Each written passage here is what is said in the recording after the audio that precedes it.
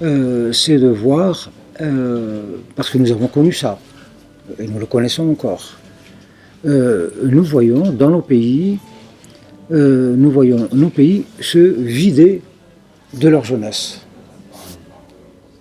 euh, et de leurs élites, des intellectuels, des savants, et puis les jeunes, euh, qui, tous ont quelque chose.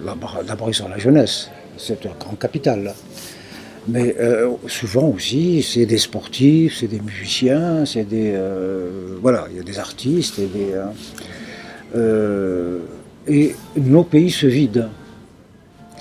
Et, euh, et pour nous, c'est presque comme un génocide. Moi, je le regarde comme un génocide. Voilà, un pays où il y a 30 millions d'habitants, je parle d'Algérie, euh, et puis, en quelques années, euh, les meilleurs partent. C'est-à-dire que non seulement ils partent, donc c'est comme s'ils sont morts, mais parce qu'ils partent, les autres vont mourir. Parce que ceux qui restent, c'est les vieux, c'est ceux qui peuvent pas, qui n'ont pas les moyens, et c'est les pauvres, Et donc, c'est quelque part une sorte de génocide. C'est un peuple qui est en train de, de disparaître. Ou c'est un peuple qui est en train de perdre la possibilité de se développer demain. Et donc moi j'ai toujours regardé avec beaucoup de colère, les gens chez nous qui veulent partir pour partir, alors qu'il faut se battre dans son pays. Et s'il faut changer les choses, il faut les changer dans son pays. Je veux la démocratie, mais pourquoi je vais venir prendre la démocratie allemande? Je vais me battre dans mon pays pour qu'il y ait la démocratie dans mon pays. Voilà. Et donc, et quand en plus je vois en face les pays occidentaux, l'Australie, le Canada, l'Amérique, l'Europe, attirés comme en quelque sorte la traite négrière du XVIIe, XVIIIe siècle, c'est-à-dire on a besoin de vos bras pour venir travailler. On les fait travailler, puis après on dit on n'a plus besoin d'eux. Mais il ne peut plus retourner au pays. Il ne peut pas rester, il ne peut pas retourner au pays. Donc, je regarde ces phénomènes avec toujours beaucoup de colère. Je dis aux gens, restez dans votre pays et défendez votre pays. Vous voulez la liberté, faites-le dans votre pays. Vous voulez la démocratie, faites-le dans votre pays. Et je dis à ceux qui disent, venez chez nous, comme en Australie, pour peupler l'Australie, ou au Canada, venez pour peupler le grand nord du Canada. Et je leur dis, mais vous faites un génocide là. Vous êtes en train de détruire un peuple. Qu'est-ce qu'ils vont aller? Des gens qui vivent, qui sont nés au Sahara, dans le désert. Vous lui dites d'aller là-bas sur la banquise au pôle Nord. Mais c'est pas possible. Et donc je suis. Alors quand j'ai entendu Madame Merkel dire oui, oui, venez, on a besoin de millions d'eux. J'étais dans une colère folle. J'avais envie de lui écrire pour lui dire, mais Madame Merkel, vous commettez un génocide là. Est-ce que vous êtes consciente que vous commettez un génocide? Vous êtes en train d'assassiner la Syrie. C'est pire que Daesh. Vous lui enlevez ça. Alors évidemment les jeunes, quand ils disent, ah, ils ont besoin de nous, allons-y. Voilà, donc c'est un sujet qui me met vraiment très très en colère. Il faut aider les gens à rester dans leur pays. Voilà, c'est-à-dire, nous allons, qu'est-ce que vous voulez, la démocratie? Ben, on va vous aider à faire la démocratie chez vous. On va vous donner, je ne sais pas, des conseils, vous aider à construire des universités, des écoles pour qu'il y ait éducation, pour que, et ainsi de suite. Et là, parce que l'industrie allemande a besoin de main-d'œuvre, donc l'Allemagne dit je prends 1 million, comme si à l'époque, dans les marchés aux esclaves, il y avait les grands banquiers qui venaient, qui disaient bon, moi je prends 1000 esclaves pour la Nouvelle-Zélande, je prends 2000 pour le Canada. J'étais vraiment, vraiment choqué. Je suis toujours choqué. Il faut aider les gens à retourner chez eux. C'est ça, pour moi, la véritable aide. Voilà, le véritable règlement de la question dans nos pays, en Algérie, en Syrie, en Irak, c'est d'aider les gens à rester dans leur pays et en leur donnant les moyens. S'ils veulent se battre contre le régime, il faut leur donner des armes. Et puis demain, pour construire, d'abord, il ne faut pas soutenir les dictateurs comme on l'a toujours fait. Hein, soutenir Ben Ali, Moubarak, qui ont été soutenus par l'Occident. Donc il ne faut pas soutenir les dictateurs et donner aux gens la possibilité d'améliorer leur situation.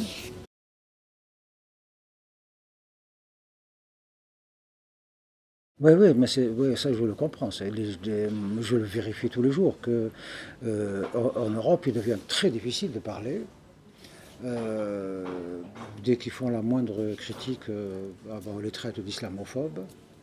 Puis on dit voilà, c'est des nazis, c'est des trucs, on utilise des mots comme ça.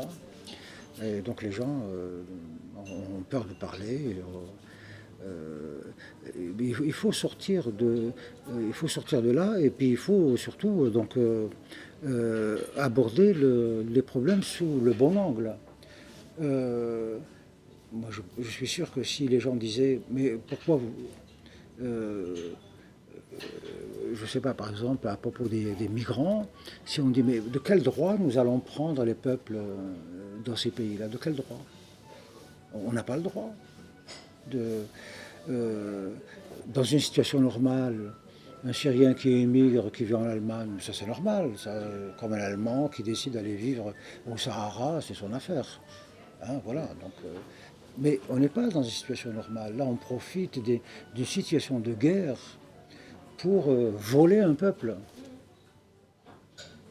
et le mettre dans une situation pour un siècle, dans une situation misérable.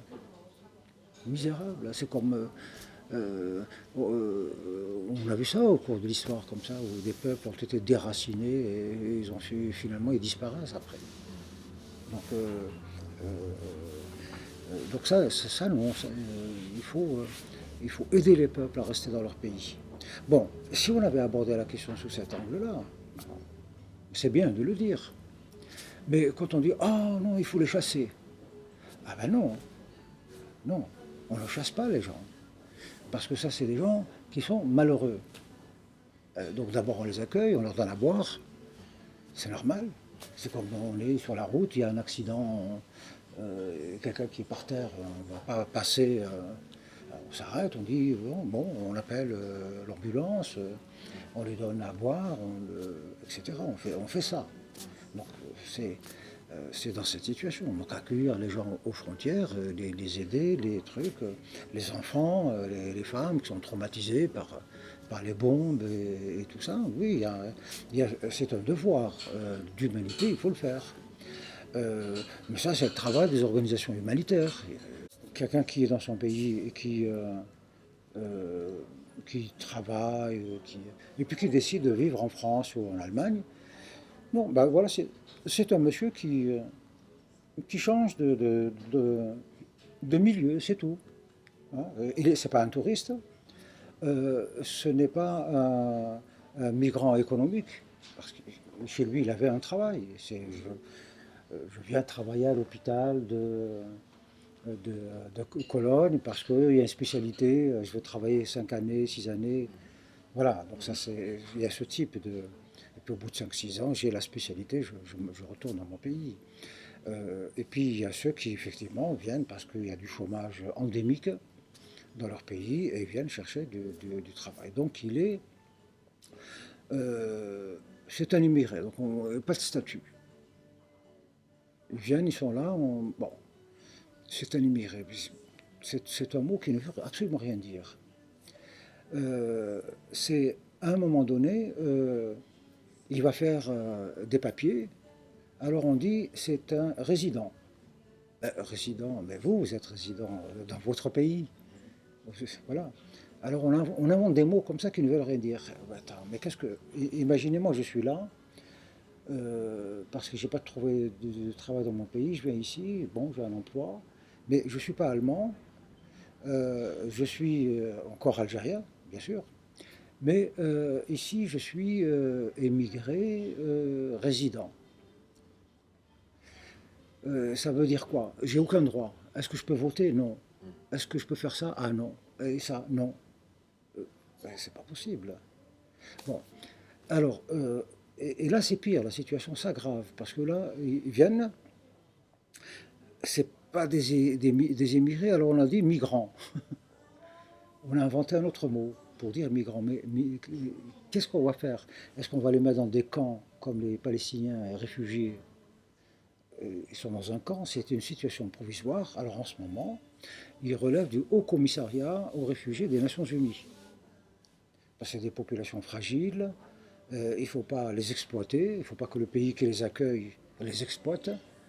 Et quand je dis le pays qui les accueille les exploite, ça peut être des trafiquants de drogue qui les exploitent, ça peut être des gangs de prostitution qui viennent prendre leurs filles pour les prostituer, ça peut être n'importe quoi, les gens qui vont venir les faire travailler dans les chantiers et qui les payent en dessous du SMIC, exploitation économique.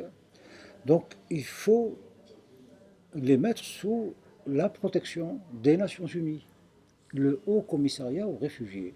Là, ils sont dans un camp, ils ne sont pas dans la ville, ils sont dans un camp entre eux, parce qu'on préserve leur identité. Voilà, on ne va pas les laisser partir, et puis au bout de 5-6 ans, il ne sait plus s'il est allemand, s'il est algérien, il est complètement perturbé. Donc, voilà. Et, euh, et c'est provisoire. Et pendant ce temps, le Haut Commissariat aux réfugiés, ben, il s'occupe d'eux, il leur crée des écoles pour eux, etc. Tout dans le camp. Il reconstitue le pays pour qu'ils vivent dans leur langue, dans leur culture, dans leur truc. Et l'ONU travaille à faire en sorte que le problème à l'origine se règle pour que, ensemble, ils retournent dans leur pays. Et là, ce que Madame Merkel a voulu faire, ça relève de l'esclavage, c'est du génocide. On prend des gens, quel est leur statut? Ben, on ne sait pas. Ah, mais non, nous avons le devoir de les protéger. Nous sommes des États forts. Il y a des organisations internationales, il y a un droit international. Quel est leur statut? Migrant, ça ne veut rien dire. Est-ce que c'est un réfugié de guerre? Donc en ce moment, on les met ensemble. Sinon, ça crée de troubles à l'ordre public. Ils sont là, ils circulent dans les campagnes, et les gens voient passer des foules, avec des bagarres évidemment tout le temps, parce qu'ils leur jettent des pierres, et les autres y réagissent. Et ils n'ont pas de statut. C'est quoi? Mais c'est absurde ce qui s'est passé. Il fallait tout de suite appeler le Haut Commissariat aux réfugiés qui les protège et on les met dans un endroit et on conserve leur culture, leur langue, leurs trucs, leurs enfants, etc. Et ils ne viennent pas faire de l'esclavage ou du travail au noir ou pour détruire l'économie du pays. Voilà. C'est cela qu'on n'a pas fait, ce travail de droit, de petite intelligence qu'on n'a pas fait. On a laissé les gens circuler dans tous les sens. Alors là-dedans, il y a de tout. Il y a des gens sympathiques qui disent ah non, nous, on fuit la guerre, on veut juste un endroit pour dormir. Et puis il y a ceux qui disent ben, on va profiter. On va profiter. Finalement, avant, on voulait émigrer, on ne pouvait pas. On n'avait pas de visa. Maintenant, on est là. Hop. Voilà. Et voilà le résultat. Ouais.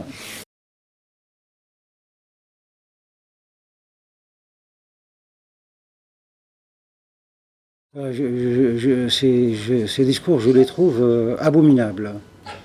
Je les trouve abominables. Euh, il n'appartient pas à l'État, à aucun État, de construire des mosquées pour les. La mosquée, ça c'est une personne qui ne sait pas le fond des choses. La mosquée est dans la tradition islamique un lieu de prière que les croyants eux-mêmes du quartier construisent. avec leur argent, parce que ça fait partie de la démarche du musulman de cotiser, cotisation des musulmans, et de se donner un endroit pour faire leurs prières. Et cette fonction, qui est une fonction religieuse, c'est une démarche religieuse, a été dévoyée, et ce sont donc les États maintenant qui construisent ou qui font construire des mosquées pour instrumentaliser l'islam. Donc ça, il ne faut surtout pas mettre la main là-dedans. Moi, je vois en Algérie, tant que les musulmans étaient choisis librement, les gens préféraient, à la limite, faire leur prière à la maison. Voilà. Parce que ce n'est pas obligatoire. Les gens qui disent que les musulmans ont besoin d'une mosquée ne connaissent pas l'islam.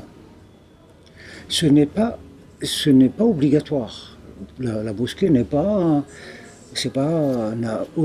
aucune fonction, je veux dire, obligatoire. Comme une église. Oui, c'est simplement les musulmans qui se donnent un endroit. Ça peut être n'importe quel endroit. Ensuite, ils l'appelleront mosquée ou ils l'appelleront la Jama'a, ça porte plusieurs noms. C'est un lieu où on se rencontre pour discuter, pour faire la prière du vendredi. Et alors, les États qui se mettent à investir dans la religion, instrumentalisent la religion. Et ça, il ne faut pas le faire. Il ne faut absolument pas le faire parce que ça va déclencher des processus. L'islam est une chose très compliquée. Si vous construisez ici une mosquée pour les Turcs, il faudra construire une mosquée à côté pour les Marocains. Et là-bas, une mosquée pour les Algériens. Même s'il y a un Turc ici qui vient faire la prière, c'est trop compliqué. Il ne faut pas mettre la main, il faut laisser les gens entre eux. Ils s'organisent comme ils veulent dans leur quartier. Et s'ils ont besoin de l'État pour avoir un terrain, ils iront à la mairie. Donc ce genre de discours est très dangereux, il ne faut pas le tenir. Ça, c'est aux musulmans, c'est leur problème à eux. Voilà. Alors en plus, il faut savoir que les communautés musulmanes dans un pays gardent des liens avec le pays d'origine, même s'ils ne sont pas nés dans le pays d'origine, même s'ils sont nés ici. Il y a une tradition, par exemple, que la communauté maghrébine en France, sur le plan religieux, a des contacts, des liens très forts avec les pays du Maghreb. Ici, dans ce quartier-là, c'est des Marocains. Ils ont des liens avec les autorités religieuses du Maroc. Là, c'est des Algériens et ils ont donc des liens avec l'autorité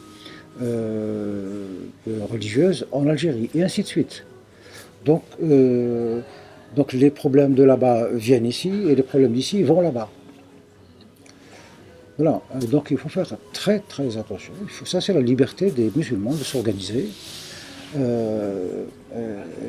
les États ne savent pas le faire, ils commettent beaucoup de bêtises et qui ensuite, comme en France, Sarkozy, oui, bon, résultat, ils ont créé des situations absolument ingérables qui sont à l'origine de tout ce qui se passe aujourd'hui. Donc il ne faut pas... et puis, moi je suis sûr que peut-être 80% des musulmans d'Allemagne ne sont ni pratiquants, ni religieux, pourquoi leur donner une mosquée? Peut-être qu'ils veulent une salle de sport plutôt, hein, ou une salle de je sais pas quoi, une bibliothèque. Pourquoi une mosquée?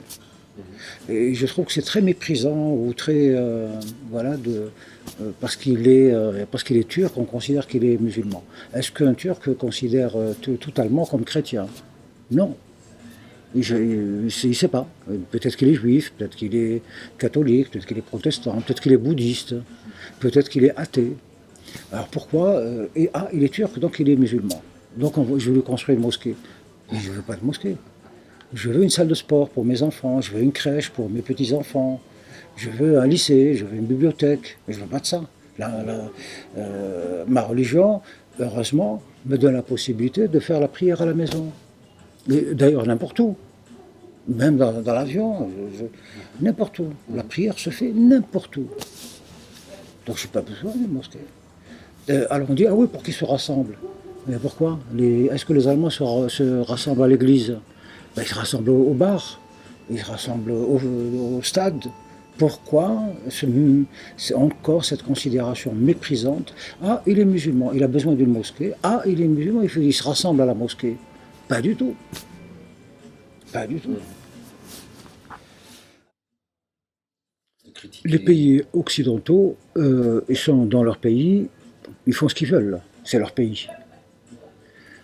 Tant que avant les émigrations, les Allemands, ben, ils étaient entre eux, ben, ils font ce qu'ils veulent. Hein. Ils travaillent avec qui ils veulent. Ça, c'est... Mais aujourd'hui, il y a des communautés qui sont là, donc, et qui sont en liaison avec leur pays d'origine. Hein, parce qu'ils ne sont pas tous naturalisés allemands, ils ne sont pas tous complètement allemands dans leur tête. Certains sont des émigrés. Et il est là juste pour travailler, il n'est pas là pour... puis il va rentrer chez lui, il veut partir.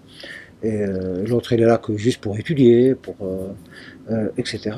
Donc à partir de là où la communauté musulmane commence à être importante, eh ben, en ce moment, on ne peut plus faire comme avant. On est dans son pays, on fait ce qu'on veut. On a des communautés à... Voilà. Alors, quand... moi, j'imagine, je suis algérien, je fuis mon pays parce qu'il est gouverné par des dictateurs qui font du mal, qui volent et qui tuent. Je fuis mon pays, je viens en France et je vois le gouvernement français qui soutient le dictateur qui m'a fait chasser de mon pays, qui a peut-être tué mon frère, mon père, et les a mis en prison, et ils nous ont pris nos biens. Je viens en France et je vois le gouvernement français qui soutient. Comment je vais respecter ce pays? C'est pas possible. Voilà. Donc ça veut dire qu'on peut plus, quand on a 7 millions d'émigrés musulmans qui ont presque tous ont fui leur pays pour des raisons politiques, et on voit le gouvernement de ce pays qui soutient les dictateurs, qui mène des politiques d'exploitation des pays d'origine. Alors ils sont dans la colère, bien sûr. Donc voilà, quand on a autant d'émigrés, on ne peut plus faire ce qu'on veut. On est obligé de faire attention. Alors,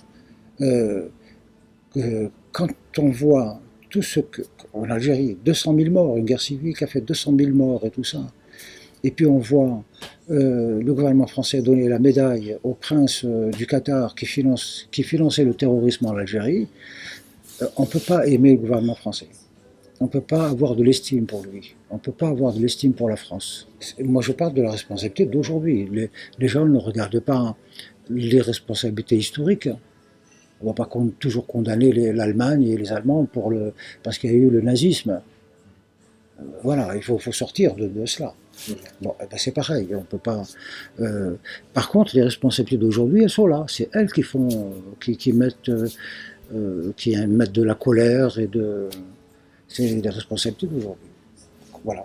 Quand on voit ce que font certains gouvernements, on est très en colère contre leur pays, quoi. Ça, c'est sûr. Ben, oui, ben, il faut le temps. Euh, c'est comme, ça c'est une blague, ça c'est comme un prince là-bas d'Arabie et qui se plaint que son gazon n'est pas beau. Alors il va voir en Angleterre et il dit euh, votre gazon formidable, c'est comme ça. Alors il, alors il achète les graines anglaises et puis il arrose. Puis il revient voir et dit non, chez vous c'est comme ça, et chez moi c'est. Et la réponse des Anglais qui lui disent Alors il dit, vous avez utilisé ces grains-là? Il dit oui, oui. Est-ce que vous arrosez 2 fois par jour? Oui, oui, oui, oui. Est-ce que vous aussi? Oui, oui, oui, oui. Et ça, il dit, et pourquoi? Et l'anglais lui répond, bon, maintenant il faut 2 siècles. Vous avez fait les graines, l'eau, mais il faut le temps. Et pour que ce gazon s'adapte, il faut 2 siècles. Il faut attendre. Voilà ce que ça veut dire. Les ingrédients, ils sont là. Donc l'Algérie, au Maroc, bon, ben, c'est un État avec un président ou un roi, des ministères, des trucs. La démocratie, société civile, eh ben, il faut 2 siècles. Il faut le temps. C'est des pays neufs qui ne sont pas encore sortis de l'ordre de l'organisation ancestrale complètement. Il y a des systèmes qui cohabitent. Il y a le système religieux, le système féodal ancien et le système moderne. Et tout ça est mélangé. Et ça ne peut pas produire, ça produit un citoyen, mais qui est dans une structure religieuse, mais qui est dans une structure féodale archaïque. Il faut beaucoup, beaucoup, beaucoup de temps, il faut des révolutions. Voilà, il faut le temps. La société est archaïque, donc elle est comme ça. Donc elle peut utiliser des instruments modernes, mais elle ne les utilise pas de manière moderne. Euh, Internet n'a pas été créé pour passer ses journées à voir du football ou des machins pornographiques ou des choses comme ça. Donc c'est un instrument beaucoup plus large. Mais pour pouvoir utiliser Internet dans ces directions-là, ben, il faut de la connaissance. Voilà, pour, donc, pour les jeunes moi je vois dans les jeunes qui sont chez nous, qui passent leur journée dans les cybercafés sur Internet, comme ça, c'est euh, c'est juste les jeux, quoi. Hein. C'est pas utilisé pour peut-être les étudiants, un peu pour leur travail, très peu, hein, très très peu. Sinon, c'est c'est juste pour le chat, pour regarder le sport, pour regarder des choses comme ça, quoi. Ça, c'est l'image que. C'est comme cette femme qui disait qu'il faut des mosquées pour.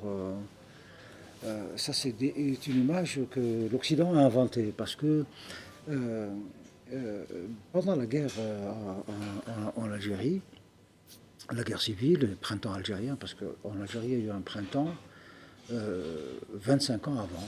C'était en octobre 88, le printemps algérien. Donc il a commencé 25 ans avant les printemps arabes. C'est d'ailleurs pour ça qu'il n'y a pas de printemps maintenant chez nous. Et les journalistes venaient, évidemment. Les journalistes allemands, français, etc. Ils venaient, ils font leur reportage et ils repartent. Et nous, ensuite, on regarde ces reportages, on dit, mais c'est pas possible, ils ont rien compris. C'est normal, ils viennent pour 2 jours, 3 jours. Ils viennent comme ça, ils rentrent en avion, le temps d'aller à l'hôtel, qui on voit, alors hop, ils vont là où il y a un truc, ils rencontrent des jeunes qui sont effectivement en train de faire avec une caméra, des trucs, et ils pensent que c'est ça. Euh, et, et tout est comme ça. C'est des sociétés très compliquées, et ils viennent. C'est pas parce ils n'ont pas compris, c'est pas parce qu'ils sont bêtes. C'est parce que ils viennent pour un jour, 2 jours. C'est comme moi, imaginez, je viens là, je ne sais pas ce qui se passe à Cologne, je viens là-bas d'Afrique pour la première fois, je viens là en Allemagne, et je fais une enquête sur ce qui s'est passé à la gare là. Je n'ai pas les éléments. Et je viens pour 48 heures. Donc déjà la première journée, je la passe là à l'hôtel, à discuter avec des gens de mille choses. Ensuite, je vais là-bas, je prends quelques photos, et puis je vais faire un discours dans mon pays. J'étais à Cologne, j'ai vu, ben voilà, voilà. Et puis des gens d'ici vont entendre, ils vont dire, mais il n'a rien compris. De quoi il parle? L'Allemagne, c'est compliqué. C'est pas ça. C'est beaucoup plus compliqué que ça. Et donc, voilà, ça, c'est dramatique. Le fonctionnement des médias aujourd'hui, et il entraîne beaucoup il a une grande responsabilité dans le désordre mondial. Mais, euh, mais on ne peut rien contre ça. C'est une responsabilité sans responsabilité. Et ça donne des images qui sont fausses. Et moi, je dois dire que je n'ai jamais vu un reportage télévisé ou journal qui reflète la réalité. Aucun. Elle est beaucoup plus compliquée que ça, ils n'ont vu qu'une chose. Donc dire que c'est, on l'a dit quand en Tunisie, en Égypte et tout ça, c'est les réseaux sociaux, tout ça. Non, c'est quatre cinq personnes. On a rencontré quatre cinq jeunes qui font ça presque entre eux, quoi. C'est des lycéens ou des étudiants entre eux. Mais comme le journaliste est venu vers eux, c'est ça qu'on a filmé, et puis avec une loupe comme ça. Et puis les gens racontent n'importe quoi, alors on croit que... Non, comme toutes les révolutions, c'est très compliqué. La Révolution française, deux siècles après, on ne sait pas, on ne sait encore rien. Pourquoi, comment. Les politiques, nationaux ou internationaux, ont instrumentalisé des situations. Voilà. Par exemple, les pouvoirs dans nos pays ont, à chaque fois qu'il y avait des revendications, la population elle est mécontente, on dit la population est mécontente, pourquoi? On ne sait pas, on ne sait jamais pourquoi. Là aujourd'hui les Allemands sont mécontents, les Français encore plus, sont très mécontents, mais pourquoi? C'est très difficile à expliquer. L'économie qui ne fonctionne pas, oui, bon, mais quand même, c'est pas la misère. Les Français ne sont pas dans la misère. C'est quoi? C'est la politique, crise de civilisation, crise des valeurs. On ne sait pas. C'est très difficile. Par contre, ce que l'on peut voir, c'est l'exploitation que les politiques font de certains événements. Par exemple, dans cette situation, tiens, les Français sont malheureux, ils sont un peu en colère, ils ne savent pas trop. Tiens, désignons les Juifs, désignons les migrés pour voilà, l'extrême droite joue sur ces vieilles choses là que depuis toujours pour l'islam, les musulmans, les migrations sauvages, et les émigrés clandestins. Ils jouent sur ça. D'autres jouent sur autre chose.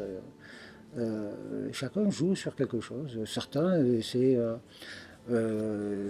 jouent sur allez, la finance internationale. C'est comme Sarkozy, Hollande, il dit, moi j'ai qu'un ennemi dans son discours, fameux discours. Moi je n'ai qu'un ennemi. Ah bon? C'est quoi? C'est la finance internationale. Il n'y a pas d'ennemi, le chômage n'est pas un ennemi.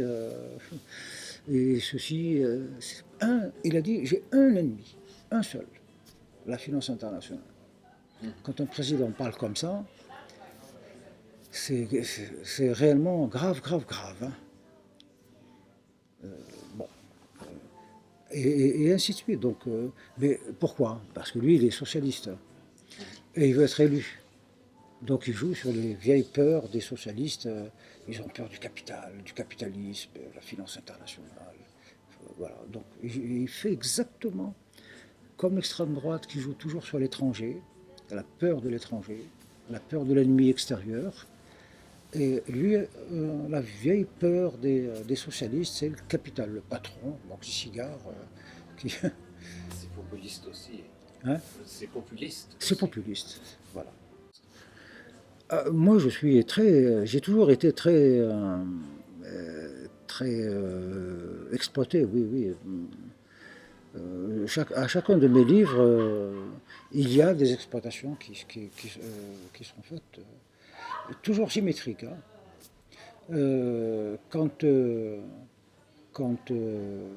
mon premier livre est sorti, en France, il a été exploité par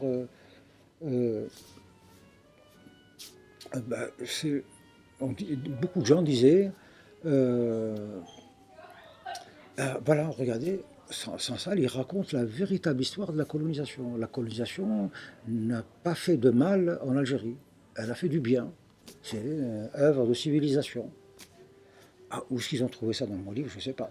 Ils ont trouvé une phrase ou deux comme ça, dans lesquelles qui disait il ne faut pas accuser les peuples des bêtises que font leurs dirigeants.